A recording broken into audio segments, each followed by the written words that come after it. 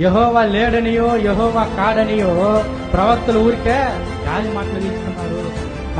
మనం ఆరాధిస్తున్నామే ఈ దేవతే నిజమైన దేవత, ఆ దేవతకే శక్తి ఉంది కానీ యెహోవాకు శక్తి లేదు. ఏ దేవునికి వాళ్ళని ఐగుప్తు నుండి ఇశ్రాయేలుకి రప్పించాడు, ఆ దేవునికి శక్తి లేదంట. ఏ దేవునికి శక్తి ఉందంట? వాళ్ళు ఇప్పుడు పూజిస్తున్న దేవునికి శక్తి ఉందంట. అదే మనము అట్లే నినవే పట్టణానికి వెళ్ళినట్లయితే వాళ్ళు ఎలాంటి వాళ్ళు దేవుని ప్రజలా? వాళ్ళు దేవుని ప్రజలైతే కాదు. వాళ్ళు దేవుడు ఎవరో కూడా తెలియదు, దేవుణ్ణి ఎరుగునట్టే వాళ్ళు. అలాంటి వాళ్ళు ఎలాగున్నారు? 40 రోజులు వాళ్ళకి ఇలాగే స్వార్థ ప్రకటింపబడింది. వాళ్ళకి ప్రకటించిన తర్వాత వాళ్ళందరూ ఏం చేస్తున్నారు?